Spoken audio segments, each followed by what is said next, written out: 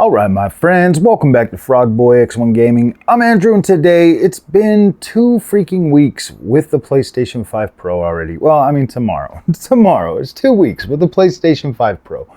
And you know, man, we have seen a lot of negativity. I mean, obviously some of it's deserved. You know, we've definitely seen some negativity that is definitely deserved. I mean, PlayStation selling a console for $700 is not unlike Sony to do something like that. But I mean, at the end of the day, like, I get it, man. People are upset. People want to throw a fit and freak out about it.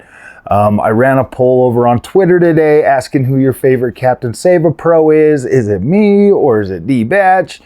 You know, like, just having some fun, poking some fun at this. Like, guys, at the end of the day, you need to just relax. It's just video games. It really is just video games.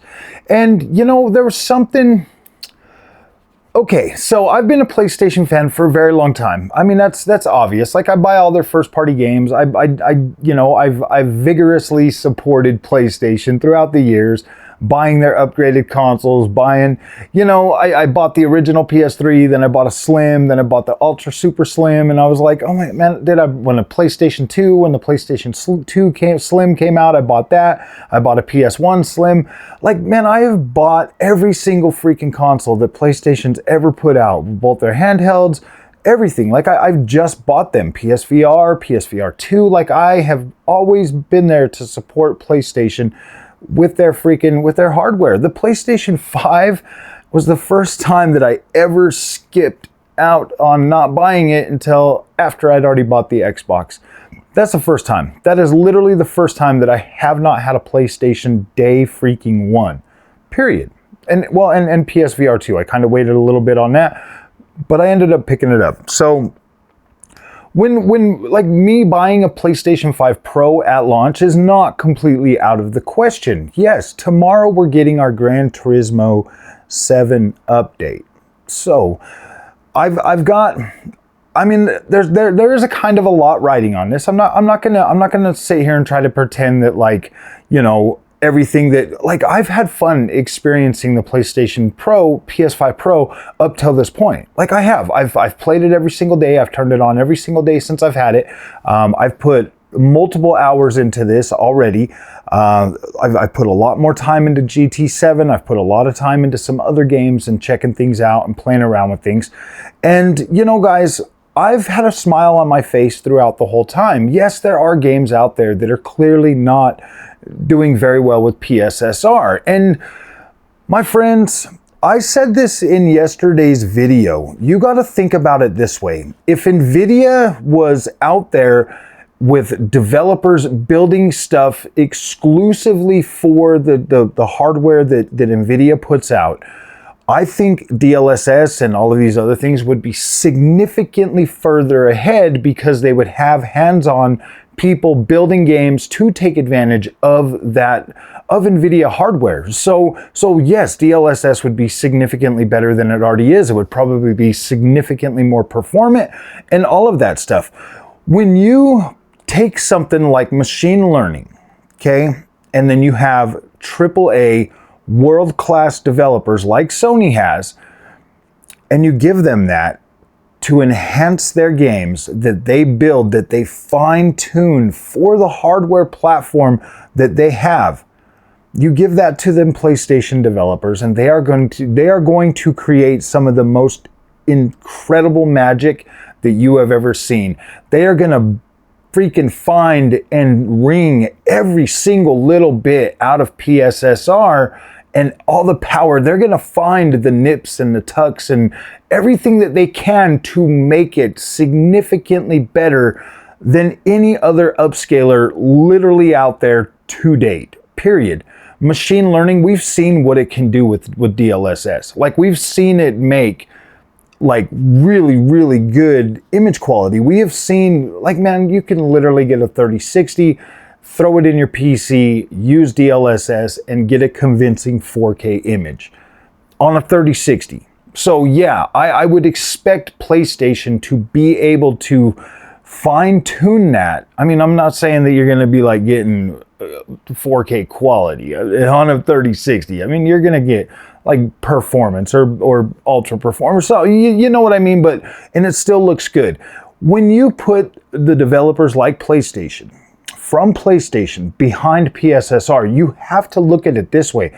Every single game that's out right now that has been patched and upgraded by Sony first-party devs to include PSSR, those games look incredible. And you got to think about it. Those games were not built with PSSR in mind, and just what the Sony first-party devs could do with that technology in their own games. Imagine when Wolverine comes out from Insomniac. They're going to have that built right into the code. They're going to have underlying optimizations for these games that are going to make PSSR absolutely incredible for those games. I was a skeptic. I've been a skeptic over upscaling for a very long time. Like, I'll say checkerboard rendering rubbed me the wrong way. Like that made me mad. Like I loved it. I thought it was great with PlayStation first party games, but then third party games were like, wow, what the freak is going on? And you're right. And you're right. I should probably be upset about games like Silent Hill 2 and Star Wars Jedi Survivor and you know, like Alan Wake 2, like I should be, but I don't have those games on the PlayStation 5 Pro, so they have not negatively affected my experience with those games. Like my experience has been fine because I do not have access to those games, so I haven't seen them with my own eyes, and I'm not going to listen to Digital Foundry or anybody else when they nitpick stuff because they zoom in 400% and 99.9% of the time, most of the stuff that they've complained about since I've been watching them has like not really bugged me per se. You know what I mean? Like they'll nitpick on stuff and then I'll play through the game and I'll be like, what are you guys even talking about? Like, why are you guys nitpicking about this? This seems like a very minimal thing to nitpick. Like when they're out there, seriously guys, when they're out there being like, okay, well, the Xbox Series X is coming in at 964p and the PlayStation 5 is coming in at 864p. I'm like, why are you guys even reporting that? Seriously, it sounds like they both failed miserably to me. They're supposed to be 4K consoles. It sounds like they both failed. And they're like, well, yeah, I would recommend the Xbox or like the PlayStation version coming in at like 864p, but it's 55 frames a second. The Xbox Series X is 964p, but it's like hovering in between 40 to 45 frames a second. The PlayStation is I'm like, are you guys kidding me, man? I'm like, seriously, bro? You guys are literally even, like, really? You're going to cover that? I'd just be like, hey, man, this game is 864p. Clearly not what you wanted on your PlayStation 4 or PlayStation 5 at 4K. Like, this is, yeah. But I mean, they're literally going to tell you that, yeah, man, the PlayStation version's better. When, like, dude, the VRR range for the Series X would make the Xbox version the better version because it would be slightly better looking. But you wouldn't even notice it. Like, seriously, if you were looking at them both, the naked eye, looking at them both on the screen, you'd be like, ugh, they both look terrible. I mean, you know what I mean? Like, you would be like, they both look terrible. So it's like, I don't even get it anymore with the whole Digital Foundry thing. I'm like, what do you guys even still exist? I'm like, seriously, man, it's like a bunch of PC guys trying to preach to console guys to get them all riled up, to be upset and to engage in their content and to farm it and whatever. Like, I get it, you know, yeah, people want to know this stuff, but do you really want to know this stuff? I mean, wouldn't you have been happier if you didn't know this stuff? I mean, I know I probably would have been happier had I not known this stuff. But yeah, guys, I don't know. I don't know. People want to be mad about things. I personally think it's just video games. I absolutely love video games. So I like playing them. I like playing them. I'm a hardware, like I'm into hardware, but I'm not like super nerd hardware stuff. Like, I like seeing new hardware. I like seeing what it can do. I like playing around with it. You know, I guess you could say that I am like a super consumer when it comes to electronics and games and playing around with stuff. And PlayStation 5 Pro, man, it actually made me happy. It put a smile on my face. So it's like, what do you want me to say? Like, what do you want me to say? You come and you call me a shill and you be like, why are you shilling that stuff? And I'm like, man, it put a smile on my face.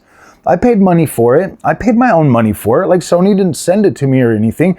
You know, that's like really disappointing You know, when people say that like a YouTuber is a shill, like I get it. There are some out there that are probably just straight up shilling stuff that they don't care about.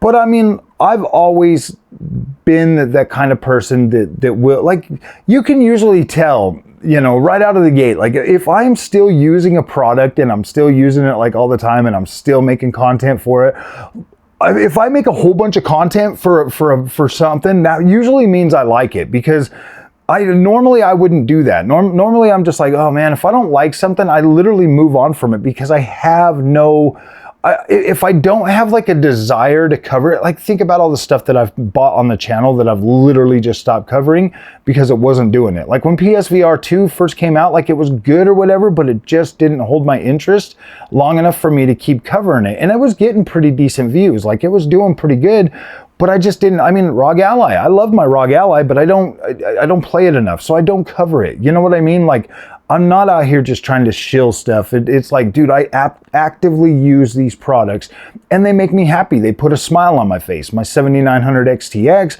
my PlayStation 5 Pro. I mean, not so much my Xbox Series X that much anymore, but I mean, if you think about it, if you go back and you look at this, I was exactly the same way for Series X when it first came out, being able to utilize old games and boost mode and all of the amazing features that came with the Series X to upgrade and enhance the experiences that I already owned.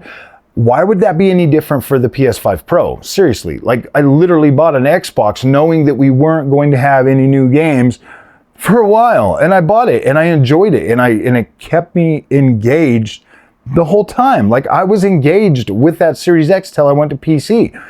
Why would it be any different for a PS5 Pro, guys? Like seriously, it does every single thing that the Series X did when it launched, and I'm happy about that. I have a lot of money invested in PlayStation 5 games, and I have a reason to go back there and play those now. And so that's good. That is a good thing. Like I think that this is like, man, thank you Sony for taking that step forward to enhance the quality of the experiences that I already have, that I've already invested in, that I've already paid for. That makes me happy. That makes me feel good about the future of what PlayStation's gonna bring. Yes, it's expensive, obviously, but $700. If the next generation PS6 goes, you know, as long as, like, if the PS5 generation goes into next gen, like the PS4 games have been still being supported 4 years in, that's another 8 years. That's another 8 years that you're gonna get content for a PlayStation 5 Pro. That's okay. Like 4 years, even 4 years, that is okay. Like you're gonna spend that money, you're gonna you're gonna be able to enjoy these games. You gotta look at it from this point of view, my friends. You have to. Okay, I bought the PlayStation 5. My games are starting to hit 864p. They are not looking good. What do? You buy the PS5 Pro, you bite the bullet, you buy the Pro, you get to experience those games at higher resolution, at better frame rates. You know, they'll be better optimized for the PS5 Pro, or you get to keep playing, and maybe potentially your games get progressively worse on the base hardware going forward. Well, I mean, I'm not trying to, like, you know, I'm not trying to shill PlayStation 5, but that's a real thing, man. Like your experience could continue to decline on the base hardware, whereas it has a fighting chance on the next gen or on the PS5 Pro hardware to still remain consistent or good or get better. Obviously PSSR, I've seen some stuff in PSSR now to make me feel like, yeah, okay, and I've seen some backward compatibility stuff that's enhanced some of these games and stuff, and I'm like, okay, I feel like this is good. Like I feel like this could work. I feel like what's going on could easily make these experiences better. I feel like there's enough power in the PS5 Pro that right now, obviously with games that are already built pre-Pro, I don't think that they had the I don't think that things were incorporated right for those. But going forward, I do think that PlayStation has the ability and the opportunity, as well as third-party developers, to get their stuff together to be able to create these and put them out and make them, you know, a more viable option. So I have a lot more I have a lot more faith in what PS5 Pro is going to do going forward than I do the base PS5. So that's just me. So, all right, my friends, if you guys like this content, do not forget to like and subscribe. I'll see you in the next one. Thanks for watching.